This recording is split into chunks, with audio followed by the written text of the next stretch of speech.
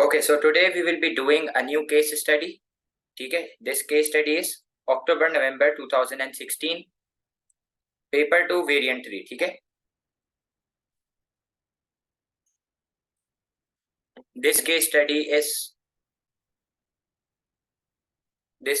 is October-November 2016, paper 2 variant 3. ठीक है, अच्छा, इससे पहले भी मैंने आपको बताया, आज वापस बता रहा हूँ. This paper is of 1 hour and 42 hour and 15 minutes, और आपको 45 मिनट्स केस स्टडी पे स्पेंड करने, और जो रिमेनिंग 1 hour 30 मिनट्स है you have to spend it on section B. ठीक है, अब मैं सेक्शन ए शुरू कर रहा हूँ.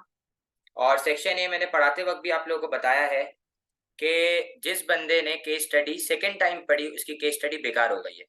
सो you have to read the case study very carefully, and आपको रीड करते करते साइड पे इंपॉर्टेंट पॉइंट्स मेंशन करना बहुत जरूरी है, so that you don't need to read it again. ठीक है, जैसे कि मैं अभी ये केस स्टडी पढ़ूंगा तो बिल्कुल तरीके से देखना. सही है, आपने कर ली है शाम में तो कोई मसला नहीं है. ठीक है, okay, this is your section A. Section A will always be a case study. ठीक है, and it can come from any part of the syllabus. This case study will be of 45 minutes. ठीक है, you have to spend 45 minutes on it. ठीक है, come on, let's start. Fishing in Mauritania. ठीक है, much of Mauritania's land is desert and regular droughts put pressure on the country's supply of food. मुझे जल्दी से ये बता दो कि अगर आपकी कंट्री के अंदर ड्राउट है और लैंड आपका डेजर्ट है, तो ये कह रहा है कि इससे कंट्री की सप्लाई के ऊपर इफेक्ट आता है. क्या इफेक्ट आता है जरा सप्लाई के ऊपर, मुझे कौन ये बच्चा बताएगा? इससे आपकी जो सप्लाई है वो बढ़ेगी या कम होगी? आपने बोला सर अगर हमारी कंट्री में ड्राउट है और हमारी कंट्री का जो लैंड है वो डेजर्ट ही, तो उससे आपकी सप्लाई रिड्यूस होगी. ठीक है, तो आपकी सप्लाई ऑफ फूड क्या हो जाएगी? आपकी सप्लाई ऑफ फूड रिड्यूस हो जाएगी. सही. The African country does, however, have the advantage of coastal waters, which are among the world's most plentiful ocean fishing grounds. ठीक है, इस पैराग्राफ में सिर्फ एक ही काम की बात है. वो काम की बात यह है कि सप्लाई ऑफ फूड जो है वो कम है. ठीक है, ड्राउट की वजह से. Next paragraph. Approximately 95% of the fish caught by Mauritania's small fishing vessels are exported. इसने बोला है कि जितनी भी फिशिंग करता है उसका 95% ये एक्सपोर्ट करता है. इट मींस जैसे ही हमने एक्सपोर्ट की बात सुनी तो हमारे दिमाग में एक बात क्लिक हो गई कि ये एक्सपोर्ट करता है, तो इट मींस इसका बैलेंस ऑफ ट्रेड सरप्लस में होगा. और दूसरा, एक तो बैलेंस ऑफ ट्रेड सरप्लस में होगा, और क्या होगा भाई? एक तो आपका बैलेंस ऑफ ट्रेड सरप्लस में होगा, और आपका बैलेंस ऑफ पेमेंट किस में होगा? आपका बैलेंस ऑफ पेमेंट भी पॉजिटिव होगा, और अगर डिटेल में जाऊं तो आपका करंट अकाउंट भी सरप्लस में होगा. ठीक है, तो जैसे ही मैंने ये एक्सपोर्ट वाली बात पढ़ी तो मेरे दिमाग में तीन चीजें क्लिक करी. वो तीन चीजें क्या क्या क्लिक करी कि एक तो मेरा बैलेंस ऑफ ट्रेड सरप्लस में हो सकता है, एक मेरा बैलेंस ऑफ पेमेंट पॉजिटिव हो सकता है, और एक मेरा करंट अकाउंट सरप्लस में हो सकता है. ठीक है, earnings from the sale of fish abroad contribute to the current account of the country's balance of payment. ये बोल रहा है जो हम लोग एक्सपोर्ट करते हैं और उससे जितनी भी अर्निंग होती है वो कंट्री के बैलेंस ऑफ पेमेंट में कंट्रीब्यूट करती है. ठीक है, तो इधर मैं जरा एक बात रोक रहा हूं और मैं ये पूछ रहा हूं आपसे, मुझे जवाब देना है इस बात का जरा, कि करंट अकाउंट के अंदर, मैंने आपको पढ़ाया भी है, करंट अकाउंट के अंदर कितने कंपोनेंट्स होते हैं? तो आपने बोला सर सबसे पहले आप याद रखिएगा कि करंट अकाउंट हैज 4 कंपोनेंट्स. कितने कंपोनेंट्स है करंट अकाउंट के अंदर? करंट अकाउंट के अंदर 4 कंपोनेंट्स है. ठीक है, अच्छा, अब इसमें पहला कंपोनेंट क्या होता था? पहला कंपोनेंट होता है ट्रेड इन गुड्स. आपका जो दूसरा कंपोनेंट है वो है ट्रेड इन सर्विसेज. आपका जो तीसरा कंपोनेंट है वो है नेट इनकम्स. ठीक है, उसको क्या कहते हैं? नेट इनकम्स, जिसको अच्छी जबान में हम लोग कहते हैं प्राइमरी इनकम. ठीक है, जिसको क्या कहते हैं? Primary income. आपका जो फोर्थ कंपोनेंट है वो है नेट ट्रांसफर्स, और इस नेट ट्रांसफर्स को हम लोग कहते हैं सेकेंडरी इनकम. क्या कहते हैं उसको? हम लोग सेकेंडरी इनकम कहते हैं. ठीक है, तो आपको क्या बताया? Current account has 4 components: trade in goods, trade in services, net incomes and net transfers. Net incomes को अच्छी जबान में प्राइमरी इनकम कहते हैं, नेट ट्रांसफर्स को अच्छी जबान में सेकेंडरी इनकम कहते हैं. ये एमसीक्यू के अंदर आएगा. ठीक है, तो अब अगर मैं आपसे ये पूछूं कि ये फिश को एक्सपोर्ट करता है, तो ये करंट अकाउंट के कौन से कंपोनेंट को हिट कर रहा है, मैं आप सबके जवाब का इंतजार कर रहा हूं। ये गुड्स, ये फिश को एक्सपोर्ट करता है, तो विच component of the current account is being affected? मुझे सिर्फ इसका जवाब दे दो। ट्रेड इन गुड्स, शाबाश। ट्रेड इन गुड्स के ऊपर इफेक्ट है, क्योंकि fish is a good, fish is tangible, ठीक है। चलो आगे चलता हूं। In 2013, the country had a trade in goods surplus and a current account surplus, current transfer surplus. इसने बोला इसका ट्रेड इन गुड्स सरप्लस में, अभी हमने खुद भी आइडेंटिफाई कर लिया, और इसने बोला कि इसका करंट ट्रांसफर सरप्लस में, ठीक है। इसने दो बात बोली, इसका ट्रेड इन गुड्स सरप्लस में है और इसका करंट ट्रांसफर सरप्लस में, ठीक है। तो इस पैराग्राफ में सिर्फ काम की बात यही थी। अब मैं थर्ड पैराग्राफ की तरफ जा रहा हूं, मूविंग फॉरवर्ड।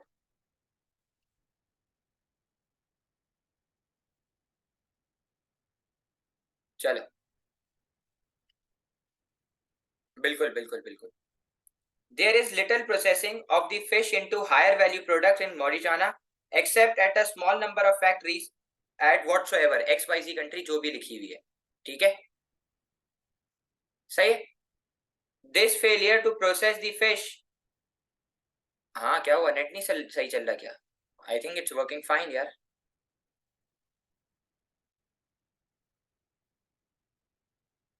चलो खैर, मैं आगे चल रहा हूँ। This failure to process the fish is having an impact on the country's earning from the fish it catches and on its economic growth. ये बोल रहा है कि इसको फिश प्रोसेस करने में मसला हो रहा है, मतलब फिश की सप्लाई क्या हो रही है, फिश की प्रोसेसिंग की सप्लाई क्या हो रही है, कम हो रही है। फिश की प्रोसेसिंग की सप्लाई क्या हो रही है, कम हो रही है, ठीक है। तो मैं इधर क्या लिख देता हूं, प्रोसेसिंग ऑफ फिश सप्लाई जो है वो रिड्यूस हो रही है, ठीक है, ये इसने बात बोली है। सेट है, ठीक है।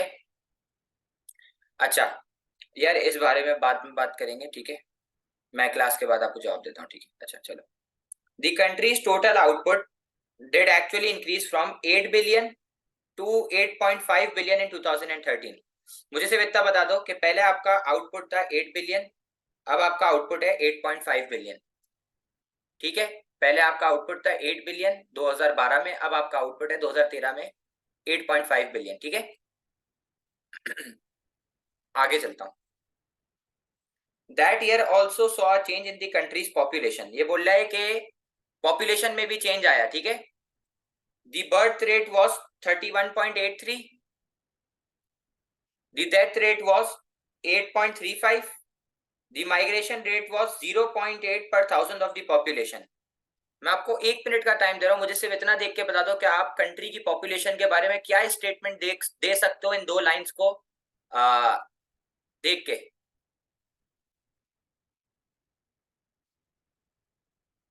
करता हूं। ये दो लाइन को देख के आप क्या बता सकते हो, देखो। एक सबसे पहले पहला पॉइंट हम लोग ये लिख सकते हैं कि कंट्री का जो बर्थ रेट है वो कंट्री में बढ़ रहा है, और एक और बात हम लोग ये देख सकते हैं कि कंट्री के अंदर डेथ रेट कम हो रहा है, और तीसरा, इस माइग्रेशन रेट का मतलब है जो नेगेटिव में जा रहा है, ये माइग्रेशन रेट, इसका मतलब है कि कंट्री से लोग बाहर जा रहे हैं, मतलब ई वाली इमिग्रेशन है, हमारा वर्कर कंट्री छोड़ के बाहर जा रहा है, ठीक है। अच्छा अब मुझे एक बात बताओ, अगर बर्थ रेट बढ़ रहा है और डेथ रेट कम हो रहा है तो पॉपुलेशन आपकी बढ़ रही है, ठीक है। ये काम की बात है इसके अंदर, बस यहां तक मेरे सब साथ हैं, मुझे जवाब दे दें, फिर मैं नेक्स्ट पैराग्राफ की तरफ जाता हूं, प्लीज।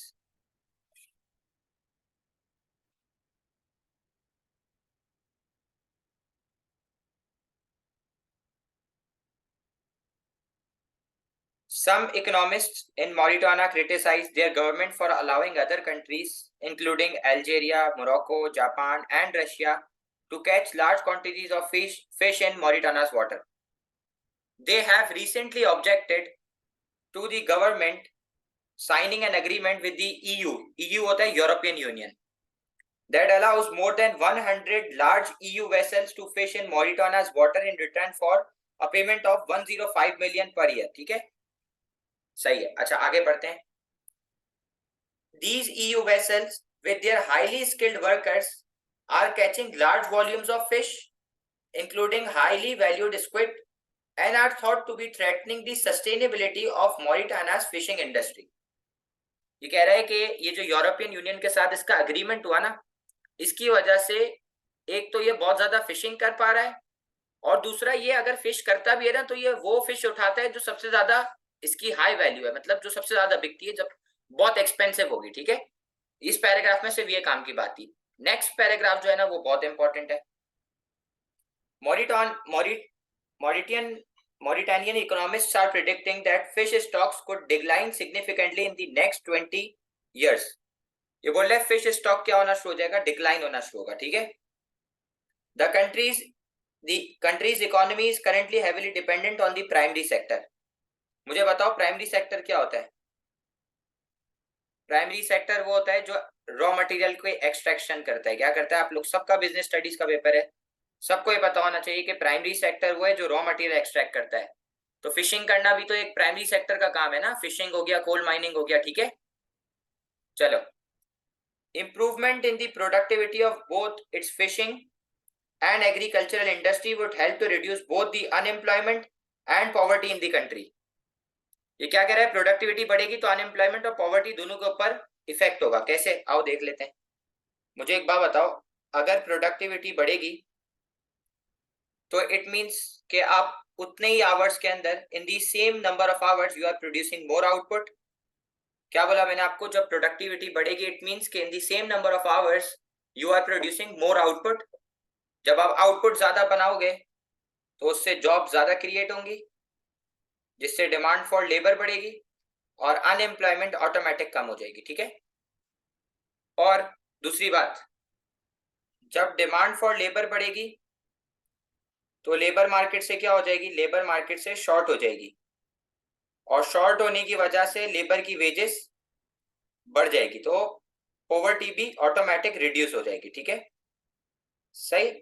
तो giving you guys 2 minutes, please read this case study very carefully, then we will be attempting it. It's a request कि everyone अपने पास अपने registers खोल लें, because I will be writing this case study for you guys. Okay, I'll be writing this complete case study for you guys, so please make sure you are copying with me everything. ठीक है,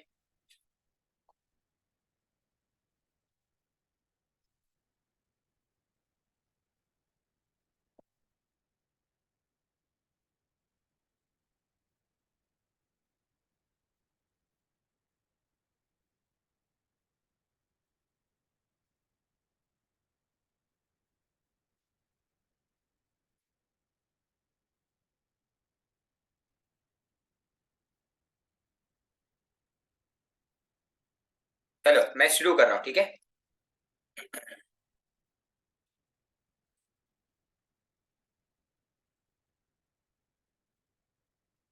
चलो। Question number 1, part A, describe the opportunity cost of Mauritania exporting fish. 2 marks. मुझे बताओ opportunity cost क्या होता है? तो आपने बोला सर अपॉर्चुनिटी कॉस्ट होता है नेक्स्ट बेस्ट ऑल्टरनेटिव फॉर गोन। ठीक है, ये होता है आपका अपॉर्चुनिटी कॉस्ट। सवाल बोल रहा है कि एक्सपोर्ट करने की अपॉर्चुनिटी कॉस्ट क्या है, कि वो इस फिश को कंज्यूम कर सकते थे। ठीक है, कंजम्पशन ऑफ फिश, या तो फिर वो इस फिश को क्या कर सकते थे? प्रोसेस कर सकते थे। बस, that's the only answer of this question. Very easy question. जिसने, वही वाली बात है, जिसने केस स्टडी सही से पढ़ी है उसके लिए this is, case study is not a big deal. ठीक है, ये बात याद रखना मेरी। जिसने केस स्टडी पढ़ी है उसके लिए case study is not a big deal. ठीक है, चलो आ जाओ, मेरे साथ साथ लिखते रहो। पार्ट ए,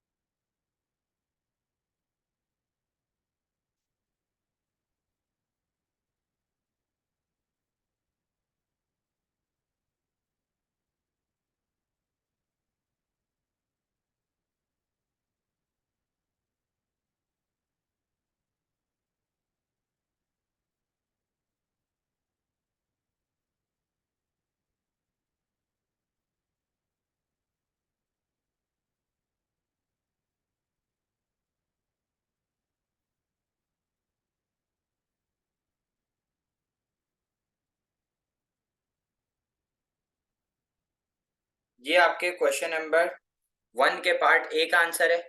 इसको प्लीज कॉपी कर लें और स्क्रीनशॉट्स लेते रहिएगा, क्योंकि आई हैव लिमिटेड टाइम, मेरी एक और क्लास भी है इसके बाद, तो I won't be waiting for anyone, ठीक है ना।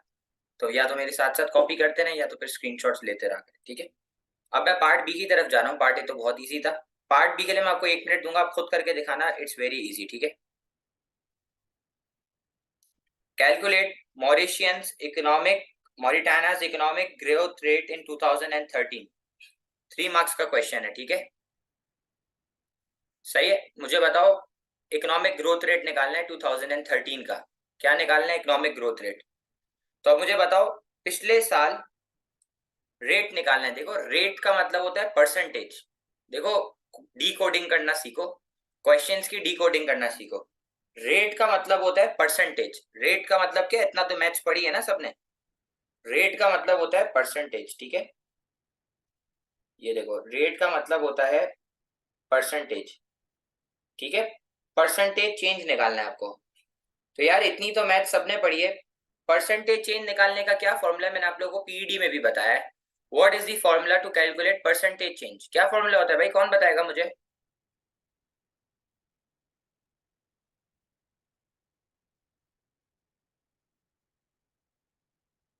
बिल्कुल सबने सही बताया, new minus old upon old into 100। तो मैं बस इसको याद रख लेता हूँ, कोई बच्चा कैलकुलेटर अपने पास प्लीज रख ले। पिछले साल 2012 की आउटपुट था 8 बिलियन और 2013 का आउटपुट है 8.5 बिलियन। 2012 का आउटपुट है 8 बिलियन, 2013 का आउटपुट है 8.5 बिलियन, ठीक है। चलो आगे, अब मैं इसको सॉल्व कर रहा हूं, ठीक है। चलो फॉर्मूला क्या है? फॉर्मूला है new minus old upon old into 100, ठीक है। तो ये हो जाएगा 8.5 माइनस 8 अपॉन 8 इंटू 100। तो ये कितना आएगा? ये आएगा 6.25%, ठीक है। तो ये फॉर्मूला क्या हो गया? New minus old upon old, ठीक है। बस ये था सिंपल, यू गॉट 3 मार्क्स, ठीक है। वेरी इजी क्वेश्चन, ठीक है। सही, चलो देखो मैंने आपको एक चीज बोली भी है कि जब वो ड्रॉ बोलेगा तो सिर्फ डायग्राम बनानी है। जब वो बोलेगा using demand and supply diagram explain the effect, तो आपको डायग्राम को समझाना भी है। लेकिन इस सवाल को पढ़ना जरा। Part C, using information from the extract draw. क्या बोला इसने? Draw a demand and supply diagram, draw a demand and supply diagram to show the effect of the predicted change in fish stock on the market of fish। 4 marks का question है। और मुझे एक बात बताओ, इसने क्या बोला था? फिश के स्टॉक क्या होने वाले? डिक्लाइन होने वाले, मतलब फिश की सप्लाई कम होने वाली है, ठीक है। ये बात इसने बोली थी। तो मैं इधर लिख दूं कि फिश स्टॉक की सप्लाई कम होगी, तो फिश की सप्लाई भी क्या हो जाएगी? कम हो जाएगी, ठीक है। सबने आइडेंटिफाई कर लिया कौन सी डायग्राम बनेगी? सप्लाई कर्व लेफ्टवर्ड शिफ्ट मारेगा, ठीक है। किधर शिफ्ट मारेगा? सप्लाई कर्व लेफ्टवर्ड शिफ्ट करेगा। किधर शिफ्ट करेगा? सप्लाई कर्व लेफ्टवर्ड शिफ्ट करेगा, ठीक है। क्यों लेफ्टवर्ड शिफ्ट करेगा? क्योंकि उसने बोला भी है पैराग्राफ के अंदर। मैंने बोला ना जिसने केस स्टडी अच्छे से पढ़ी है, अगर हम नहीं नहीं नहीं, नहीं एक्सप्लेन नहीं करना, क्योंकि देखो सवाल ने बोला है ड्रॉ, ड्रॉ ओनली ड्रॉ बोला है, ठीक है। चलो अब मैं डायग्राम बना रहा हूं, फिर मैं आपको ये भी दिखाऊंगा कि डायग्राम के मार्क्स कैसे मिलते हैं, सही है। देखो सबसे पहले आपने 2 एक्सेस बनानी है, सही है। और आपने लेबलिंग करनी है। ऊपर आपने लिख दिया प्राइस ऑफ फिश और नीचे आपने लिख दिया क्वांटिटी ऑफ फिश, ठीक है। अच्छा अब मुझे बताओ, डिमांड कर्व डाउनवर्ड बचपन से सीखते हुए आ रहे हो, और सप्लाई कर्व अपवर्ड। जहां पे दोनों इक्वल वो इक्विलिब्रियम, वहां से प्राइस और क्वांटिटी निकले, ठीक है। तो ये हो गया डिमांड, ये हो गया सप्लाई। जहां पे दोनों इक्वल वो इक्विलिब्रियम, ये इक्विलिब्रियम प्राइस और ये इक्विलिब्रियम क्वांटिटी। कुछ भी नहीं करा अभी, अब असल काम करूंगा। सप्लाई कम होगी तो सप्लाई कर्व लेफ्टवर्ड शिफ्ट मारेगा, so this will be your new price and this will be your new quantity, simple. तो अब देखो सप्लाई, कोई भी चीज, चाहे डिमांड बढ़े चाहे सप्लाई बढ़े चाहे पोटेंशियल बढ़े, कर्व राइटवर्ड शिफ्ट होगा। चाहे डिमांड कम हो चाहे सप्लाई कम हो चाहे पोटेंशियल कम हो, कर्व लेफ्टवर्ड शिफ्ट मारेगा। ठीक है, तो सप्लाई कर्व हुई कम हुई तो सप्लाई कर्व ने किधर शिफ्ट मारा, एस से S1 के ऊपर, जिसकी वजह से प्राइस इंक्रीज हो गई P से P1 और क्वांटिटी कॉन्ट्रैक्ट हो गई Q से Q1 और इक्विलिब्रियम चेंज होके क्या हो गया, E से E1 हो गया। क्या हो गया, इक्विलिब्रियम चेंज होके E से E1 हो गया। ठीक है,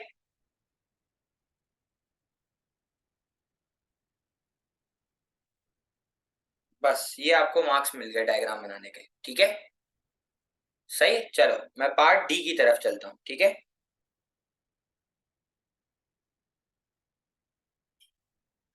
चलो बिल्कुल, लेबलिंग इज वेरी इंपॉर्टेंट। मैं भी आपको मार्किंग स्कीम दिखाऊंगा, just give me a minute. Okay, just give me a minute. अच्छा, ये क्वेश्चन बहुत इजी है। देखो हमने तो क्वेश्चन पढ़ा ही नहीं है ना, हमने तो बस केस स्टडी तरीके से पढ़ी, तो हमें क्वेश्चन का जवाब ऑलरेडी आता है।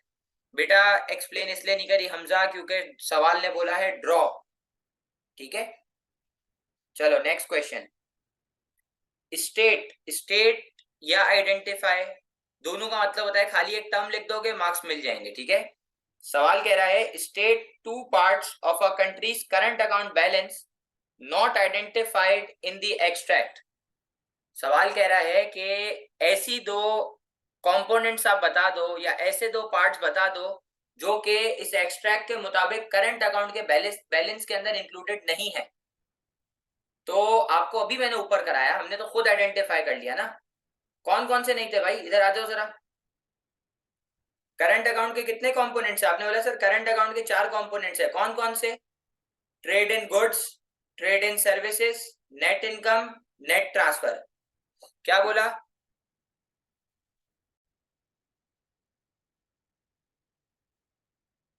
तो इस क्वेश्चन के मुताबिक करंट अकाउंट के चार, करंट अकाउंट के 4 कंपोनेंट्स है, trade in goods, trade in services, net income, net transfers. और दो दो कंपोनेंट्स इसके अंदर इंक्लूड नहीं हुए हुए हैं। कौन कौन से, ना ट्रेड इन सर्विस है ना नेट इनकम है। ठीक है, बस ये लिखना है आपको। चलो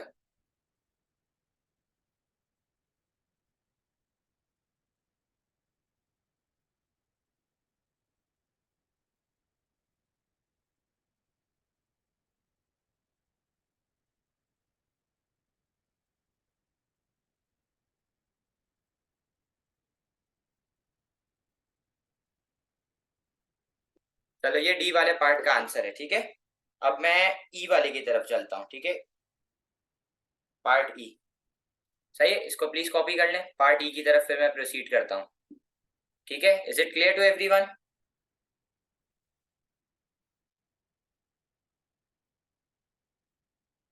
यहां तक सब मेरे साथ है, फिर मैं आगे चलूं? ओके चलो।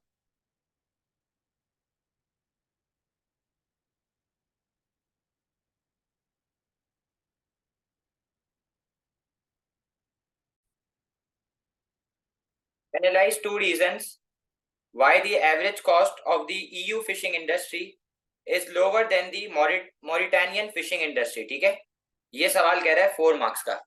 आप सबको इसका जवाब पता है कि एक तो इसका जवाब ये था कि एक तो उसके पास लार्ज अमाउंट ऑफ वेसल्स थे, एक उसने बताया हुआ था कि उसके पास large amount of fishing vessels थे। ठीक है, large amount of fishing vessels. और दूसरा उसने क्या बताया था, दूसरा उसने बताया था कि इसका जो वर्क फोर्स है वो हाईली स्किल्ड है। ठीक है, स्किल्ड वर्कर है। ठीक है, उसके पास ये इसने चीजें बताई थी। सेट है, इसको लिख लें भाई, बस 2 रीजन मांगे थे और एक्सट्रैक्ट में 2 ही दिए हुए थे। ठीक है, इस केस स्टडी में। चलो आ जाओ।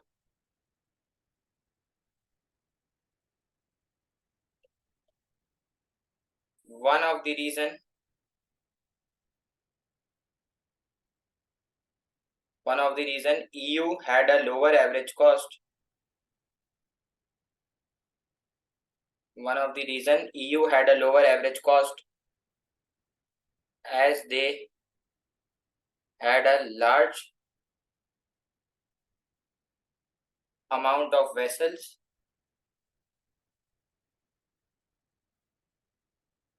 large amount of vessels to fish so they can spread so they can spread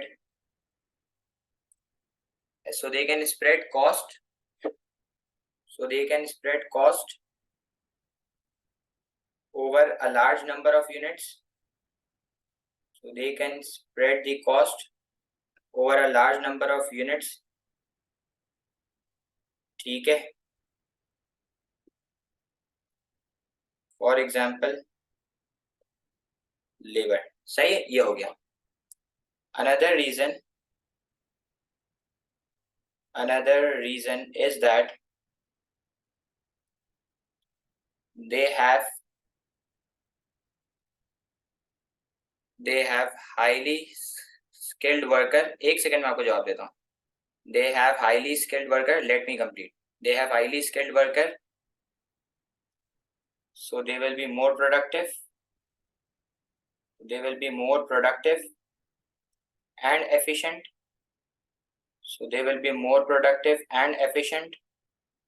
Which will reduce wastage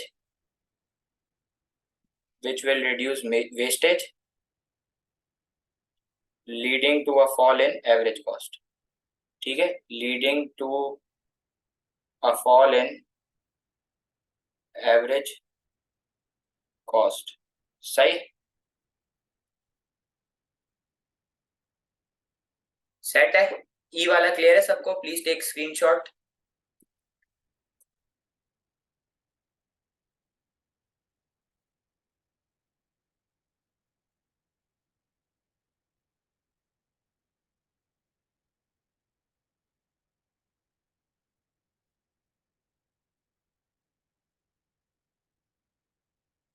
चलो एफ की तरफ जा रहा हूँ.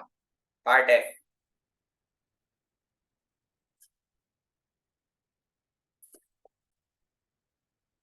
पार्ट एफ ये कह रहा है कि discuss whether a decrease in unemployment will always reduce poverty. ये पार्ट एफ कह रहा है आपका. तो मुझे एक बात बताओ, अनएम्प्लॉयमेंट कम होगी तो हमेशा पॉवर्टी कम होगी. इसके ऊपर हमने अभी बात करी है. देखो इधर ये लिखा हुआ पॉवर्टी के रिलेटेड ना. तो बस अभी हम लोग इसी के आंसर को कंस्ट्रक्ट करेंगे. ठीक है, मैं एक एक पॉइंट लिखते जा रहा हूँ और एक एक पॉइंट आपके सामने समझाते जा रहा हूँ. सही, चलो.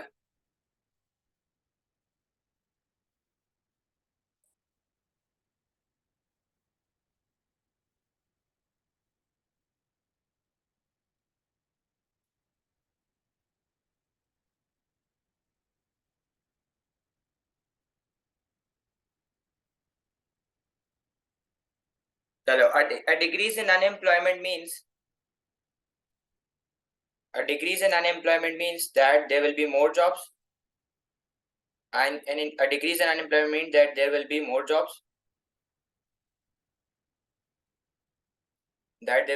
jobs, and income which will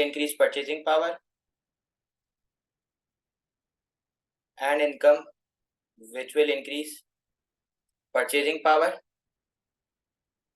so they will be able to afford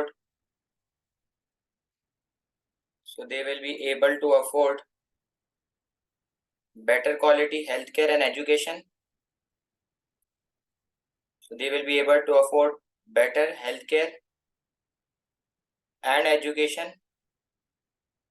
ठीक है, better healthcare and education,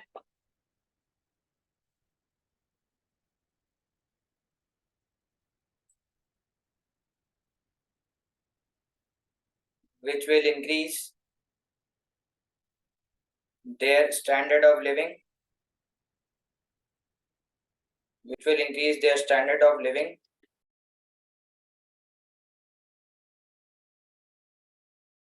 leading to a fall in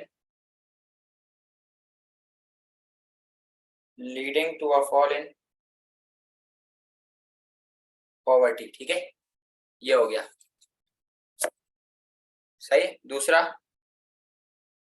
reason discuss है तो दूसरा आपको डिसएग्री करना है. However and decrease in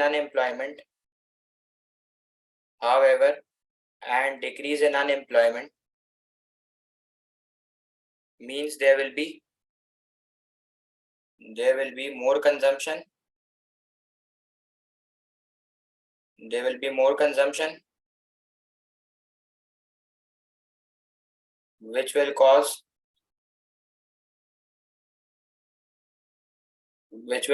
aggregated demand to rise,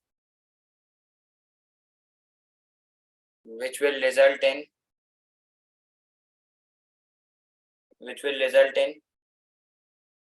demand pull inflation. देखो याद रखना, यहाँ पे बात रोक रहा हूँ 2 मिनट। इन्फ्लेशन आती है दो वजह से, एक आती है एग्रीगेटेड डिमांड के बढ़ने से और एक आती है एग्रीगेटेड सप्लाई के कम होने से। तो कंट्री में कौन सी इन्फ्लेशन आएगी? Demand pull. So people won't be able to afford,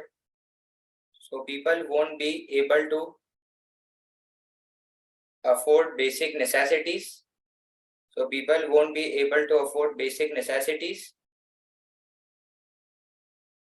which will increase poverty। ठीक है, बस ये हो गया आपका पार्ट एफ। ठीक है, ये भी लिख सकते हो, बिल्कुल लिख सकते हो हमजा, ये भी लिख सकते हो, बिल्कुल ये भी लिख सकती हैं आप। ठीक है, ये पार्ट एफ का आंसर है, इसका प्लीज स्क्रीनशॉट ले लें। फिर मैं पार्ट जी की तरफ जा रहा हूँ। ठीक है, थोड़ा सा जल्दी जल्दी काम कर लें बिकॉज दूसरे स्टूडेंट्स की क्लास है, तो मैं चाह रहा हूँ कि पूरा हो जाए। ठीक है,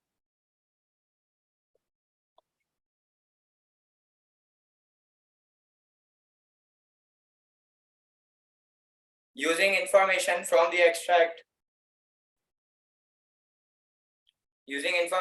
the extract, explain whether the population of Mauritania increased or decreased। क्या क्या जवाब है भाई इस क्वेश्चन का? इस क्वेश्चन का क्या जवाब है? इंक्रीज हुई ना? क्यों इंक्रीज हुई? दो रीजन भी इसको बताने हैं। क्यों इंक्रीज हुई, इसके दो रीजन भी आपको बताने हैं।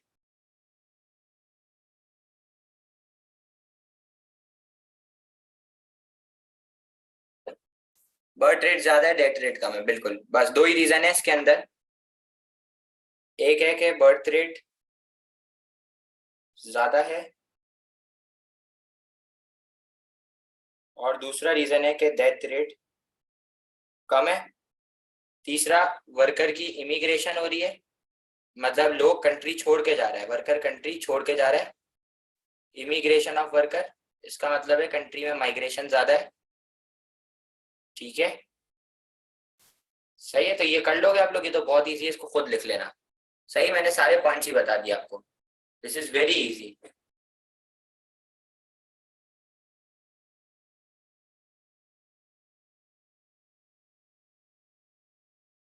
ठीक है, मैं एच की तरफ जाऊं, पार्ट एच की तरफ। Part H,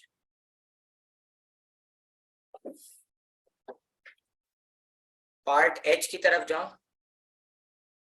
part H,